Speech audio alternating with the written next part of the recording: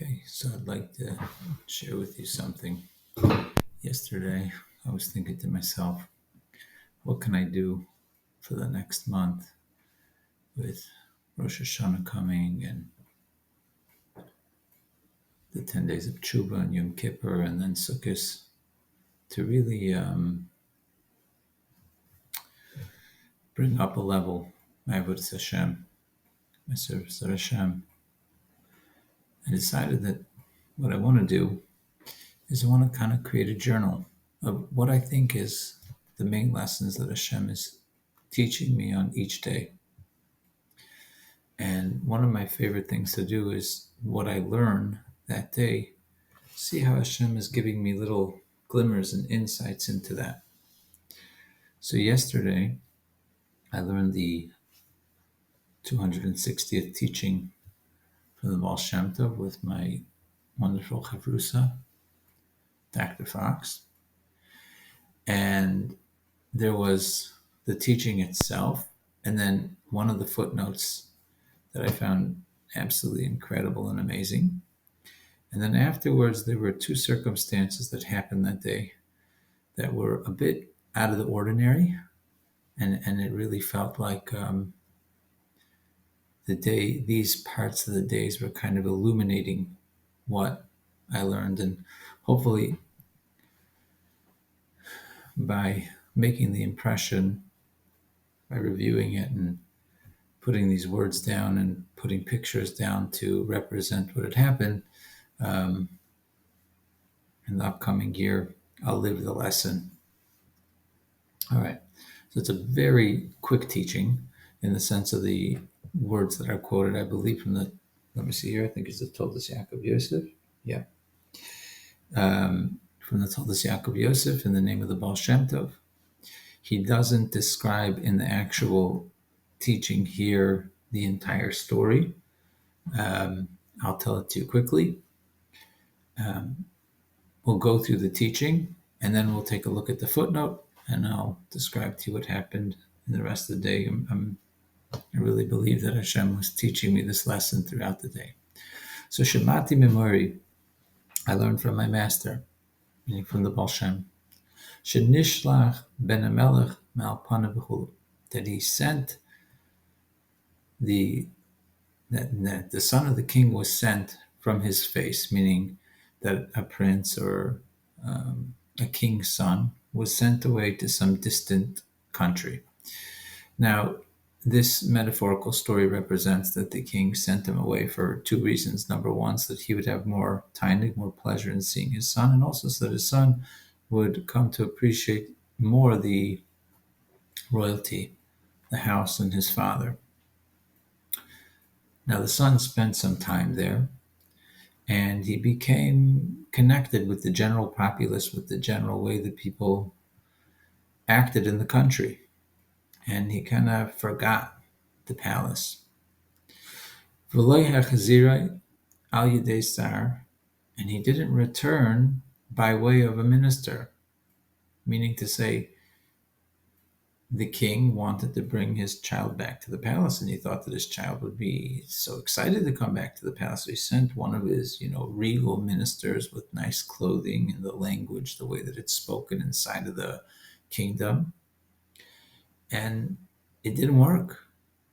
Why? Because the son became a part of the culture and the general populace, and he liked it there. Ki'im al yedei ish hamayne, kamesh nasa ben.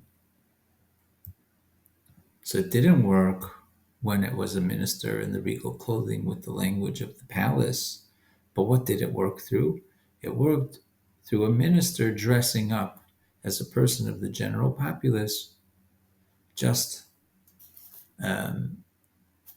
dressed up and with a language that was similar to what the son was now using as a part of the general populace, having been removed from the palace.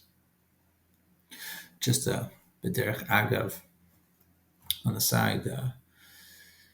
I remember that many, many years ago, Rabbi Shmuel Braun taught a class, and within the class he gave a mashal And I don't remember in which Hasidic Rebbe's name it was, but clearly it's connected directly to this teaching of the Baal Shem Tov. He said that one time the king sent his son out to the Hamaniam, to the general populace, to a very far off city. He wanted the son to understand what the palace was and understand kind of what's going on in the outer edges of the country. So the son went, and he didn't understand why he was sent away ultimately. And over time, he kind of gave up on his royal upbringings, and he became very, very involved in the ways of the land. Many years later, the king sent him to bring him back to the palace, and it didn't work.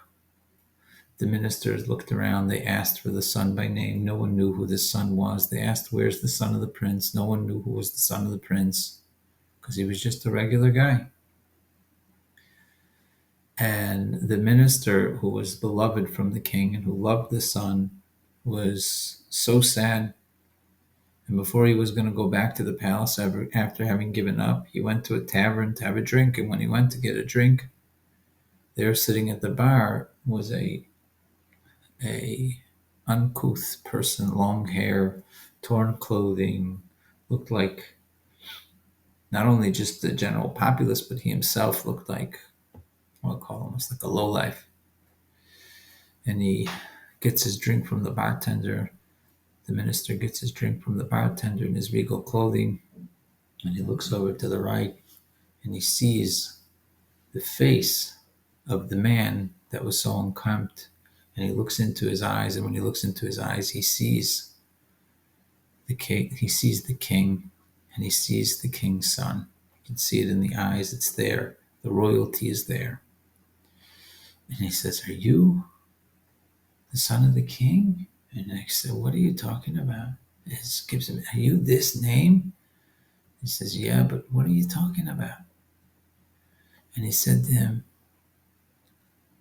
"The king is your father, and he wants you to come back home."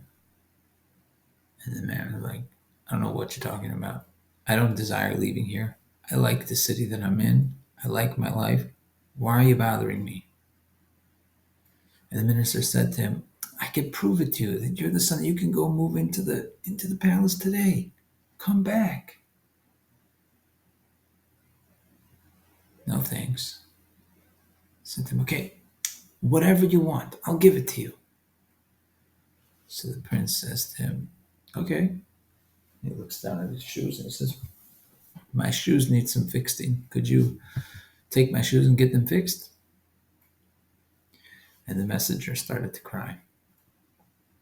Rabbi Braun, I remember in that class, said that, how do you help this prince out?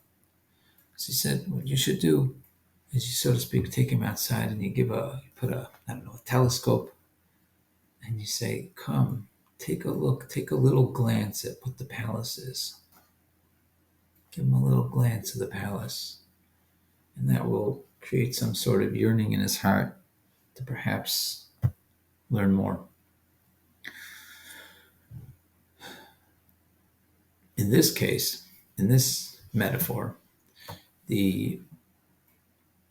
the Baal Shem Tov gave this metaphor, so he said that there was many different stages and levels. So first he sent a sar in regal clothing, and then changed the clothing a little bit until ultimately the person that was sent looked exactly like the general populace and was able to relate to the son on the son's level and in the place that the son was. And it's only through that they were able to lift up the son. Now, you could ask yourself the question, well, why should one lower oneself? So interestingly enough, very interesting, that in the Toldus Yaakov Yosef, he teaches us something very beautiful. Kol Iker v'Tachlis B'Yas Adam. The main principle in the creation of a person,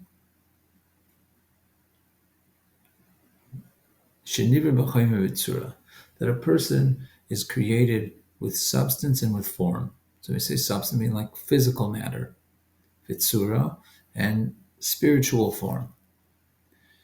It's funny, right now I'm coaching a cross-country team, and I'm constantly saying to the boys, you're not, you get so frustrated sometimes because you have your mind and then you have your body.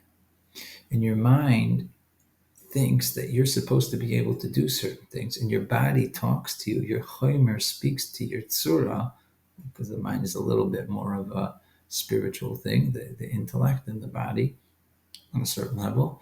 And, I say to them, why are you getting frustrated? Your body and your mind are two different things. Your mind wants your body to do something. Your body has its own language that it's speaking to you, right?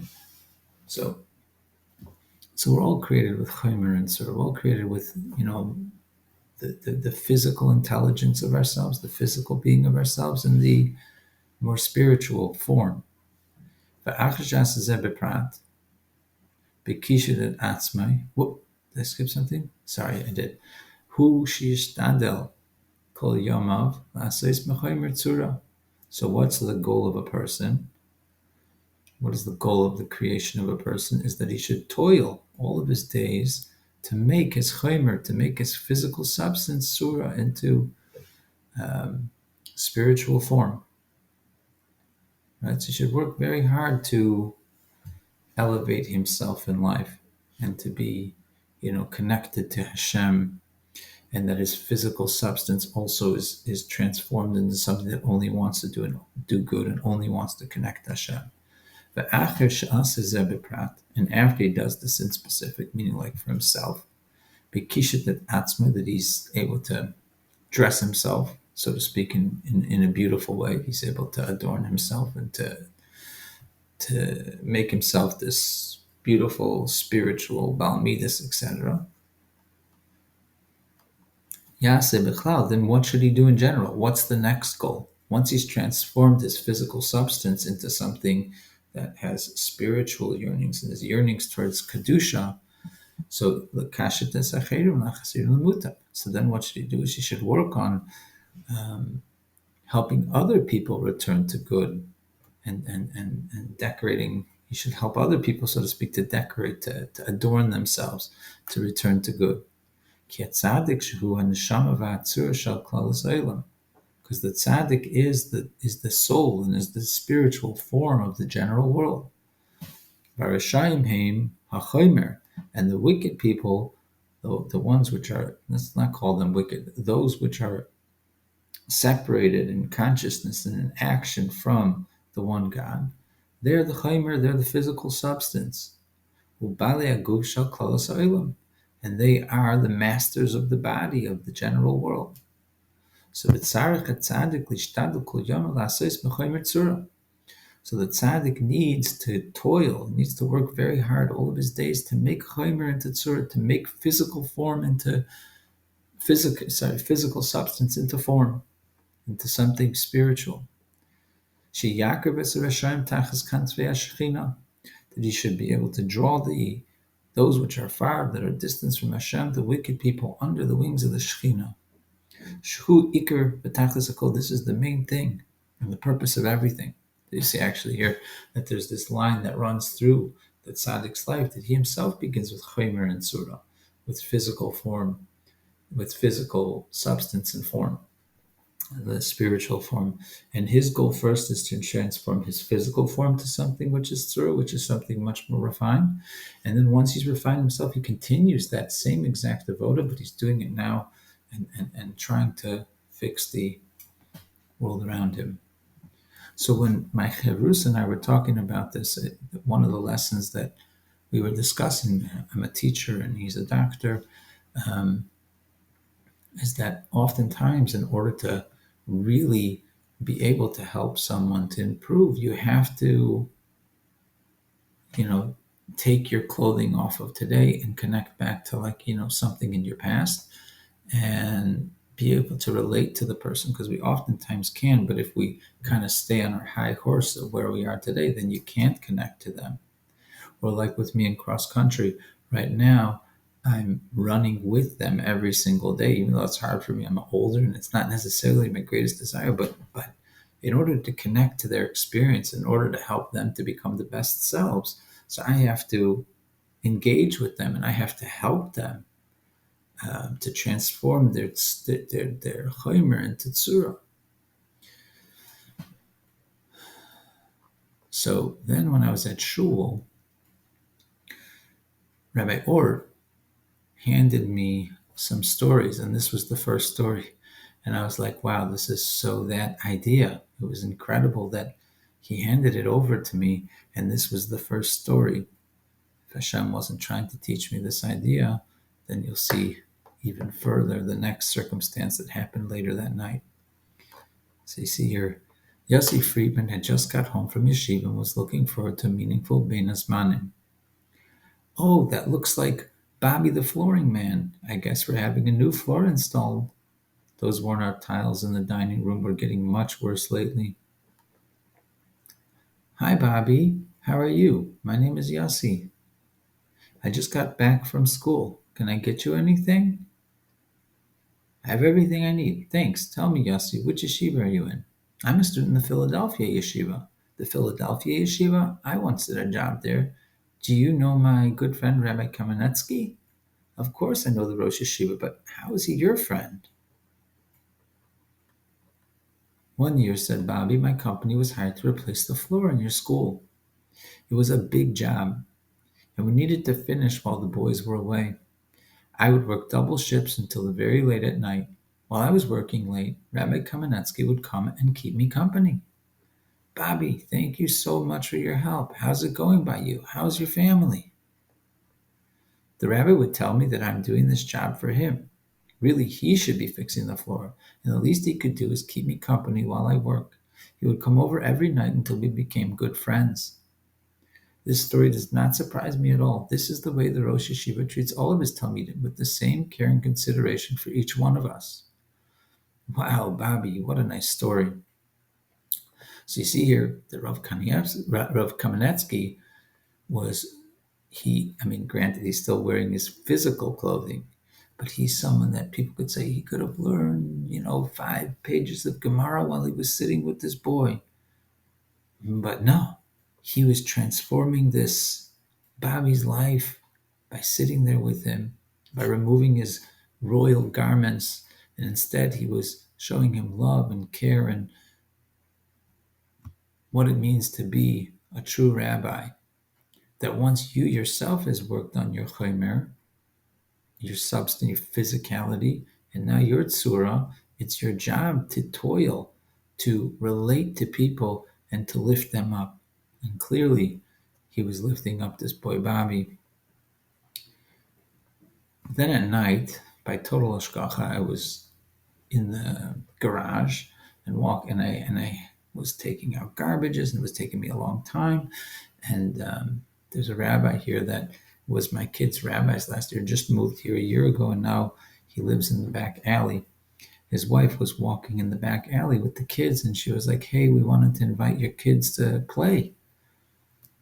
So I was like, okay. It was pretty late, but I was like, let me go see. So I went inside, and my kids did want to go. My wife was okay with it. So we brought them over, and it was taking a long time. I wanted to go and get them. It was getting late, and it was getting dark.